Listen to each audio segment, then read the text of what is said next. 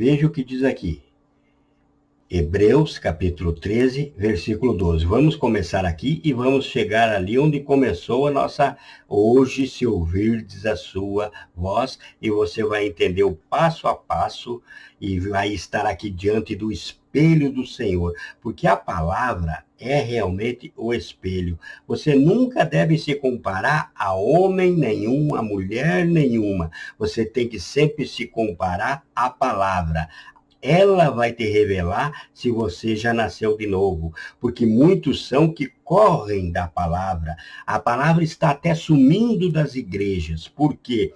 Porque ela nos defronta com os nossos erros, com os nossos pecados. Então tem muitos que querem fechar a palavra ao invés de abrir. Mas fechando a palavra, você impede que o teu ouvido ouça a palavra da salvação. Então vamos aqui, Hebreus 3, no versículo 12. Tende cuidado, irmãos e irmãs, jamais aconteça haver em qualquer de vós perverso coração de incredulidade que vos afaste do Deus vivo.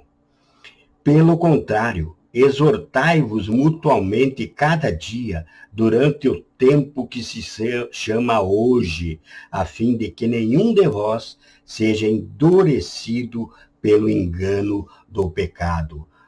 O pecado anda aí, oferecendo, assim como foi oferecido para Eva, para Adão, lá no Éden, é oferecido diariamente, todos os dias a você. Não é fácil viver em um mundo perturbado, em um mundo corrupto, em um mundo entregue à lascívia, ao pecado de todos os tipos. Não é fácil. Porém, se você andar em espírito, se você renasceu no espírito, é possível você resistir, porque o Senhor vem te dizer hoje que pelo DNA dele, você tem condições de ouvir o seu chamado, entender o seu chamado, entregar a sua vida a ele, para que ele seja o teu guia, para que ele envie dos céus o seu Espírito Santo, que é o guia, é o professor, é quem te instrui, é quem te aconselha. Então, por quê? Nos temos tornado participantes de Cristo, se de fato guardarmos firmes até o fim a confiança que desde o princípio tivemos, enquanto se diz: hoje, se ouvirdes a sua voz, não endureçais o vosso coração, como foi na provação. Vejam, essa pregação também surgiu por uma pergunta de uma inscrita no canal que perguntou, que ela questionou sobre, não, o homem tem o DNA humano. Não, porque o homem é tão pecador, faz tantas coisas erradas. Se ele tivesse o DNA divino, não seria assim. Não, meus irmãos, muito pelo contrário. Você, por ter o DNA divino, é que você tem condições de se afastar do pecado. Nunca, a carne jamais, não haveria um homem salvo no mundo se Deus não tivesse dado do seu DNA para nós lá na criação, e de Adão viesse por herança até nós. Não haveria um único salvo, porque a carne não quer Jesus, a carne não quer Deus, a carne quer o pecado, a carne quer o vício, a carne quer o pecado, a carne quer os prazeres do mundo, a carne não quer Deus. Então, se Deus nos tivesse largado a própria sorte, sem um contato especial com ele, sem algo em nós que nos tocasse, dizendo, não, eu não estou certo nisso, eu preciso modificar a minha vida, o que estão falando está certo. Jesus vai voltar. Jesus morreu por mim. Você nunca creria que Jesus morreu por você se você não tivesse em você um DNA, não tivesse em você a natureza divina de Deus. Ela vem sepultada, como adormecida em você, mas somente tem condições de acordá-la porque Deus nos deu essa condição. Se ela não estivesse no homem, homem nenhum se salvaria, porque a carne é toda má e o espírito todo bom. Você pode ter certeza que todo homem tem a natureza divina. Por exemplo, vou te dar um exemplo. Adolf Hitler, que dizimou, ele queria acabar com os judeus. Ele matou 6 milhões e poucos judeus no Holocausto, na Segunda Guerra Mundial. Pois Adolf Hitler, na sua infância, adolescência e parte da juventude, era contra os que iam contra os judeus. Na sua própria autobiografia, ele revela. E na sua autobiografia, ele fala mais de 130 vezes em Deus. Ele diz que a sua luta era em favor do cristianismo, que Jesus era um Deus ariano, que os judeus mataram Jesus, por isso mereciam morrer. Então, mesmo um homem que todos nós sabemos da sua crueldade, da sua criminalidade total contra os judeus, da sua falta de consciência, nós sabemos de todo o mal que representa Adolf Hitler. Mas ele não nasceu assim. Ele não nasceu assim. Tanto que até a sua juventude, como falei a vocês, ele era contra quem estava contra os judeus. Ele queria ser abade. Ele foi para uma escola para se formar e ser abade na igreja. Ele queria ser um servo de Deus. Mas, com o crescimento, ele ouviu falar, através de outras pessoas, outros filósofos, outras filosofias, que fizeram a cabeça dele. Ele começou a ouvir coisas de pessoas, servos do maligno, que ganhou o seu coração, e ele se tornou um genocida contra o que antes ele defendia. Mas veja então, o que eu quero dizer com isso? Que todo homem tem em si uma natureza divina. Agora, se ele vai entender e se vai fazer bom uso, aí é o mistério da salvação. Uns entendem o chamado divino e vão para o lado certo, outros entendem um sentimento religioso e criam até religiões que se tornam verdadeiras seitas, outros se tornam ainda como Hitler, mas todos têm em si um sentimento religioso que é esse DNA divino. E muitos são chamados e poucos escolhidos, é o que diz a palavra do Senhor. Muitos chamados e poucos escolhidos. É a revelação do próprio Senhor Jesus.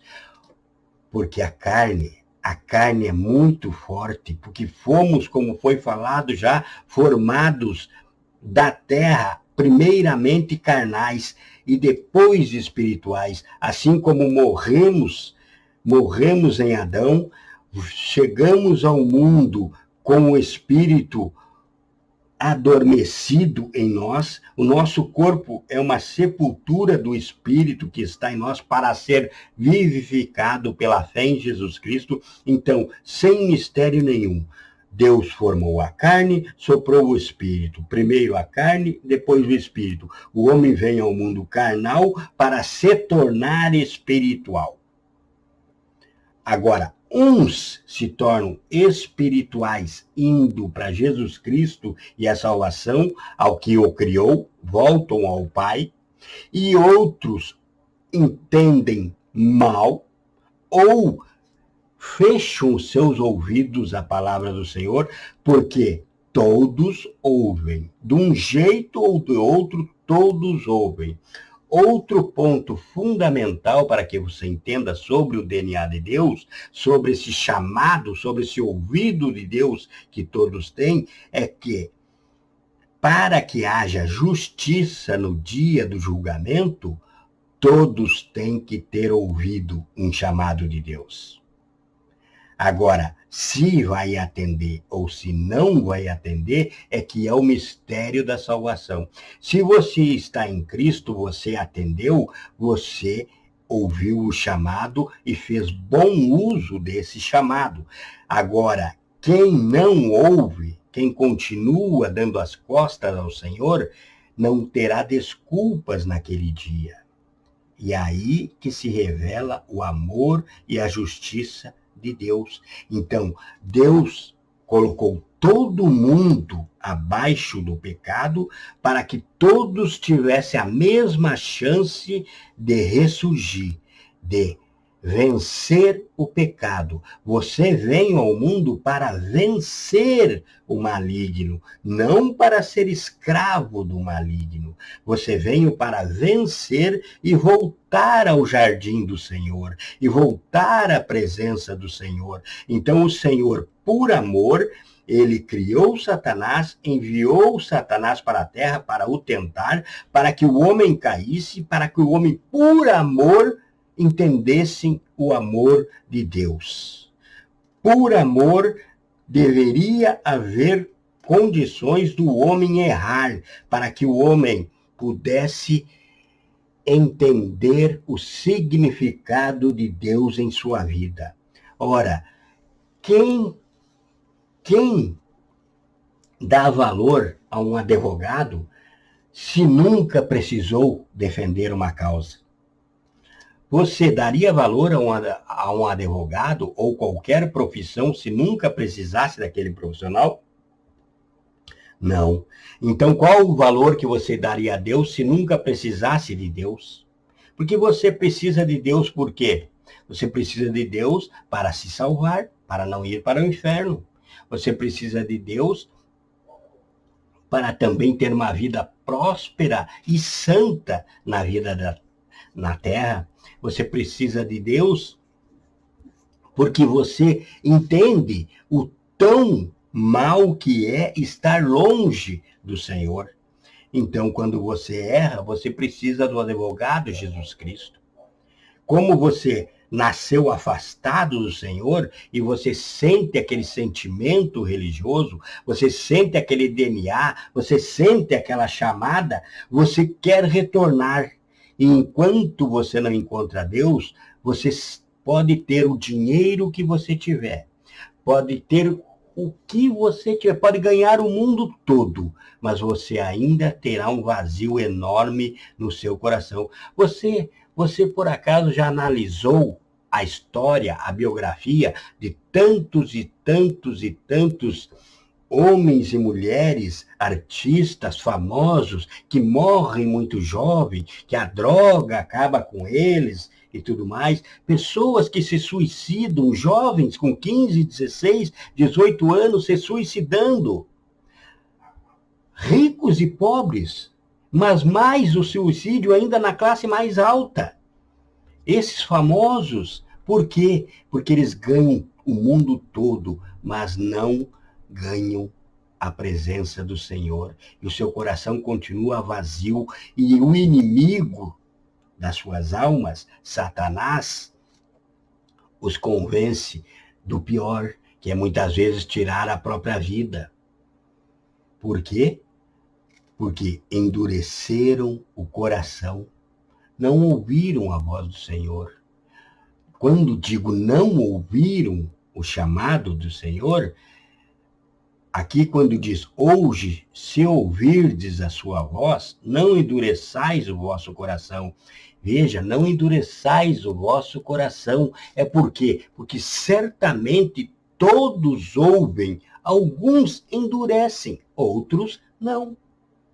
E esses que endurecem o coração são muitos dos que eu falo que ganharam o mundo todo e perderam a sua alma.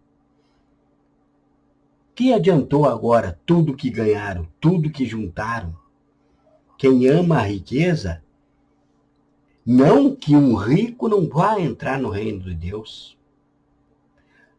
O problema é o quanto ele ama essa riqueza. E qual o proveito que ele faz dessa riqueza?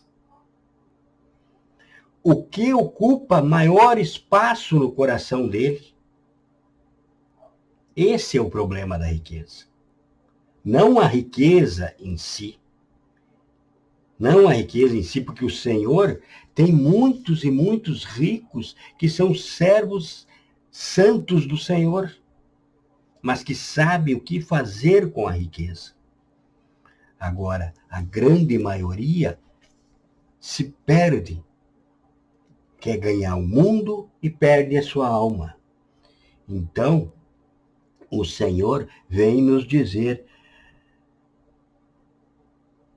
não endureçais o vosso coração. Se ouvirdes a sua voz, eu vos dei, diz o Senhor, condições de voltar a mim. Por amor eu entreguei meu Filho amado, para que todo aquele que nele crê não pereça, mas tenha a vida eterna. E o Senhor envia servos e servas todos os dias por todos os meios de comunicação, como agora você que está ouvindo esse vídeo. Não endurecer o vosso coração. Saber que você precisa do Senhor. Que o Senhor é o único caminho, a verdade e a vida. Ninguém vai ao Pai a não ser por Jesus Cristo, nosso Senhor. Em Apocalipse 3, no versículo 15, aqui, Apocalipse 3, no versículo 15, diz o Senhor assim para esses que endurecem o coração, que, tendo o DNA de Deus em si, assim como tem dos pais, tem o DNA de Deus, porque se não tivesse o DNA de Deus, não ouviria a voz de Deus, e se não ouvisse a voz de Deus, Deus depois não poderia julgar. Não, todos ouvem. Alguns, a maioria endurece e a minoria segue o Senhor. Conheço as tuas obras, que nem és frio nem quente. Quem dera fosses frio ou quente. Veja, o Senhor conhece as tuas obras. Aqui ele fala a uma igreja que serve para todos nós. Há os que ouvem a voz do Senhor, ora estão na igreja, ora estão no mundo. Ora brincam de ser cristão, ora brincam de ser mundano.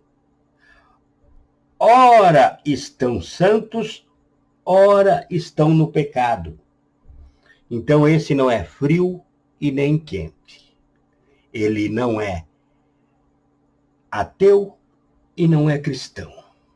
Mas Deus diz que conhece as tuas obras. Você que está há tanto tempo na igreja e ainda não abriu o coração ao Senhor, que nem és frio nem quente. Quem dera fosses frio ou quente, assim porque és morno e nem quente nem frio, estou a ponto de vomitar-te da minha boca. Na boca do Senhor, ninguém vai impor nada. Não vai impor ao Senhor goela abaixo as tuas atitudes, a tua forma de agir. Deus te deu condições. Para todo ser humano, Deus deu as mesmas condições de ouvir a sua voz. Ele deu o DNA, o sopro, a alma vivente que ele soprou em você. Ele te capacitou para discernir o certo e o errado. Então ele vai te vomitar da sua boca. Pois dizes, estou rico e abastado, e nem preciso de coisa alguma, e nem sabes que tu és infeliz, sim, miserável, pobre, cego e nu. Tu dizes que é rico, que nada te falta? Ah, o que eu quero com Bíblia, se eu tenho o meu carrão? O que eu quero? O que eu quero com santificação, se eu gosto das minhas festas? E tu não sabes que tu és um infeliz, pobre, cego e nu. Porque hoje, se o Senhor te pedir a tua alma, para quem que vai ficar tantos bens que você quis juntar? Aconselho-te que de mim compres ouro refinado pelo fogo, para te enriqueceres, vestiduras brancas para te vestires, a fim de que não se manifeste a vergonha da tua nudez, e colírio para ungires os olhos, a fim de que vejas. Veja, o Senhor quer te tratar. O Senhor quer te dar vestiduras brancas para te vestires, quer dizer, a vestidura de um cristão. O cristão tu não conhece pela roupa. Não é se ele está com um terno novo ou uma calça jeans velha, ensorrada e rasgada. Não é por isso que você reconhece um cristão. Um cristão você conhece pelas atitudes cristãs. Um cristão você conhece porque ele não se julga por outra pessoa. Um cristão você conhece, as vestiduras brancas de um cristão, você reconhece porque ele se julga pela palavra. Ele abre a palavra de Deus e é ali que é o espelho dele. A palavra do Senhor é o espelho do cristão e ele se julga.